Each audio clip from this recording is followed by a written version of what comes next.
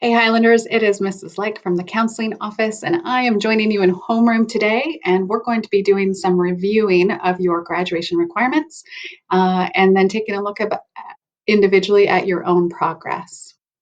Okay, so here's what we'll be doing. We're going to do, as I just said, a review of your graduation requirements. You will also hopefully be able to read your own transcript and understand your individual progress toward graduation. And after that, the goal would be for you to identify which classes you still need to take in the 21-22 school year. However, I know a number of you are asking the question about Running Start. So we did want to just mention that counselors will be holding Running Start information sessions in both February and March to answer your questions about Running Start. There are 2 Friday midday opportunities and then 2 Thursday evening opportunities. If you go to the Hazen website, then the counseling tab, and then Running Start, you can find all the details about the orientation sessions and the Zoom links that you'll need to join us. All right, but let's start talking about your graduation requirements. So first of all, let's remind ourselves, how many credits do you need for your diploma? You need a total of 26 credits. How do you end up with 26 credits? Well, let's do the math. All right, so 1 trimester long class is equal to 0.5 credit. If you have 5 classes per trimester, each worth 0.5 credit, that means after 1 trimester, you should have 2.5 credits. Times 3 trimesters in a year, that means after 1 year of high school, you should end up with 7.5 credits. So over the course of 4 years, you would earn a possible total credits of 30. So 30 credits possible if you just pass all of your classes every trimester, and 26 credits required. Of course, there are specific credits, though, you need in order to complete your diploma. They can't just be any 26 credits, so we're going to review those briefly. Of course, you must pass your language arts classes each year. You have 3 credits of math you need to complete, also 3 credits of social studies. All students need to earn 1.5 credits of PE and half a credit of health, at least 3 credits of science, 1 credit of career and technical, 1 or 2 credits of fine arts, 2 credits of world language, or you can replace that with electives of your choice, and then 6 more electives. So let's give a few examples. What are some examples of fine arts classes that you can take at Hazen High School? Just to name a few, we offer ceramics, visual communications, metal design, band, choir, drama, lots of other options in there as well. What are a few examples of our career and tech classes? There are lots and lots. Industrial technology, aerospace, construction, business law, child development, and culinary. My head is hiding the question, but how do you earn elective credit? Well, let's use career and technical as our example. So let's say I take business law. That first would fulfill my first career and tech credit, or half a credit. And then after that, let's say I take child development.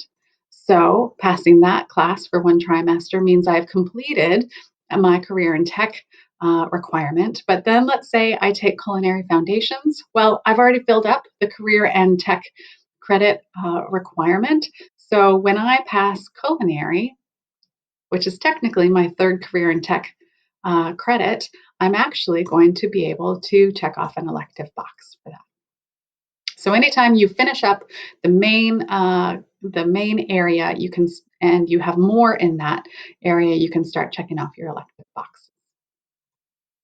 All right, in addition to all the credits you need, a minimum of 22 credits, there are additional graduation requirements that students need to earn. Students will take a graduation pathway requirement. Generally, students are going to take the SBA exams in reading, writing, and math, and just by meeting standard on the SBA exams, you'll earn your graduation pathway requirement. Although, if you're not a great test taker, there are definitely other ways to meet your graduation requirement, and your counselor will help you identify what pathway is the best for you. Additionally, you need to complete 20 hours of community service by the spring of your senior year. And each year you will update your high school and beyond plan through homeroom activities, and then you will finalize your high school and beyond plan in the spring of your senior year. So those are your additional requirements for your diploma. Okay. Another complicated detail to your credits. There's this thing called a personalized pathway. So you'll see that we've highlighted the second credit of fine arts and all 2 credits of the world language. That's because these are actually flex credits.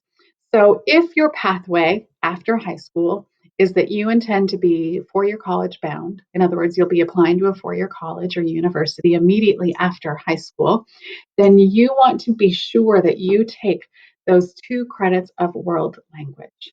You can't be accepted into a 4-year university without at least 2 credits of world language. But if your pathway after high school is to go to a 2-year college, a technical college, an apprenticeship, then in that case, world language is actually not a requirement for you. And you can replace those credits in the personalized pathway option with coursework that is going to align more with your own personal interests.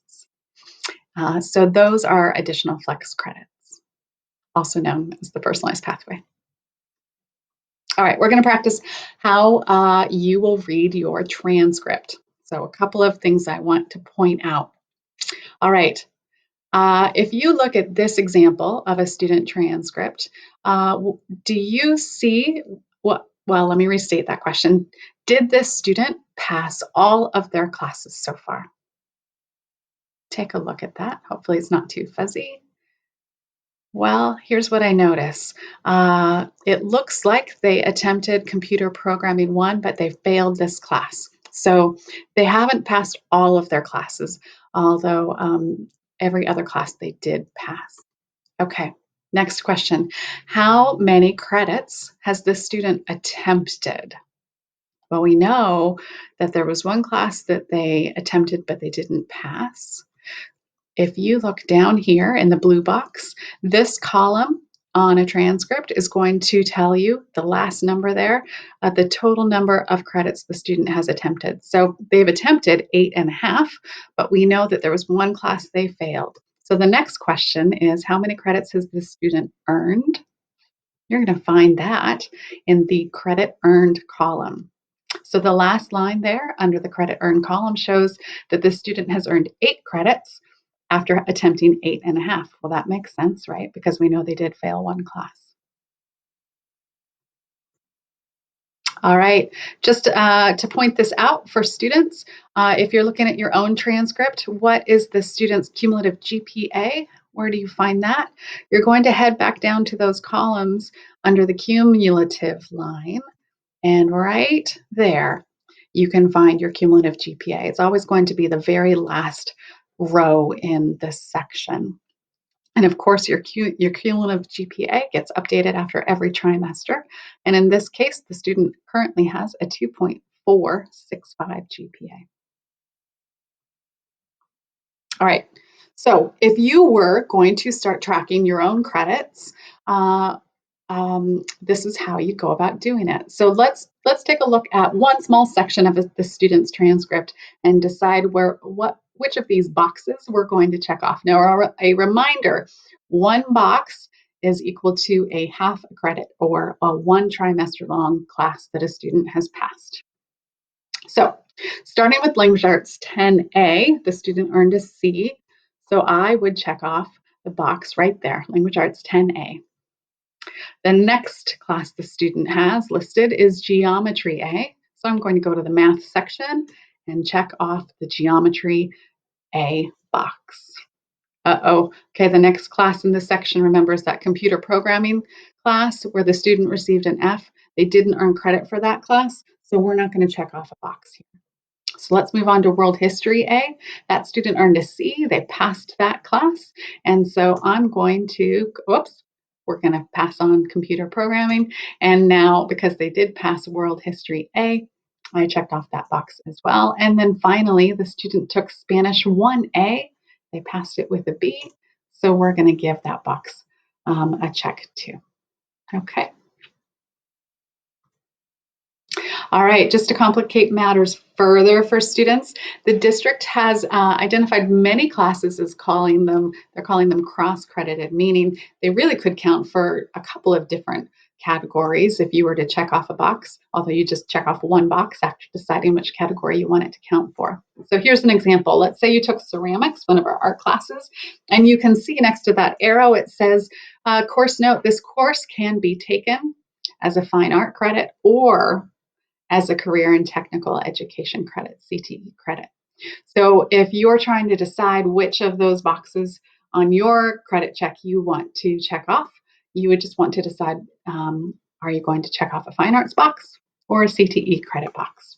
And there's no right answer to that. If you are not sure what one of your classes counts as, you can use the Hazen course catalog. So you would just go to the Hazen webpage, then the counseling tab, and you'd select the course catalog right there in the yellow arrow. And you can look up the classes that you've taken and decide what they can count for. Okay, so since we can't hand out your transcript and credit check form in paper format, we've actually done something different this year. And we have uploaded your current transcript and a completed credit check form that your counselor has completed for you individually. We've uploaded that information to your Skyward account. So I'm going to walk you through where you can find that information in Skyward. So step one, of course, is I am in just a few minutes, I'm going to invite you to log into Skyward. So of course, you just start at the Hazen High School webpage and you click on the grades icon. Once you've logged into Skyward, you are actually going to go to the portfolio/report card tab. So you'd click on that. And then once you've gotten to the portfolio report card tab on the right, there are going to be a list of attachments. And at the very top, there should be an attachment that is called Transcript and Grad Check. If you click on that item, it'll load and you can download it. And then I would like you to save your own transcript and your completed graduation tracking form to your Chromebook so that you have access to it.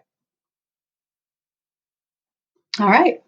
So now your task is you're going to take some time to review your transcript and your graduation checkoff form, which your school counselor's already completed for you. What we also want you to do, because of course we only have your first trimester grades from 11th grade checked off on your graduation checklist.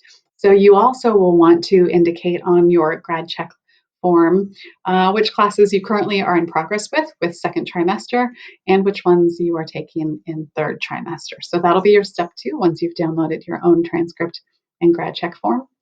And then once you've completed those two tasks, we just want you to take some time to review your completed graduation check sheet and identify which classes you still need to take in your senior year if you're going to graduate on time. All right, so that is going to be your task. If you do not know how to log into Skyward and you need to reset your password, there are some instructions on your homeroom Canvas page for today that will walk students through resetting your Skyward password. All right. Final message to you, registration. So this week we are starting registration for your classes for the 2021-2022 school year. For juniors, we will be, counselors will be presenting in your core language arts classes. And so if you already have a language arts 11A, a language arts 11B, or an AP English Lang class, then we've already scheduled to join you in that class this week. If you don't have any of those classes, that's no problem. You are welcome to join any of the registration presentations for 11th graders that we've scheduled.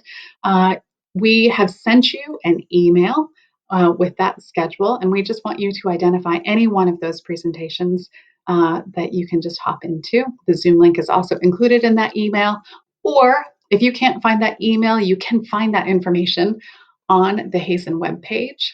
Just go to Hazen, then counseling, then registering for the 21-22 school year, and go to the class of 2022 section, and you'll find our registration presentation schedule there, along with the Zoom link to join us. So pick one of those, and we look forward to seeing you there. All right, time to get to work.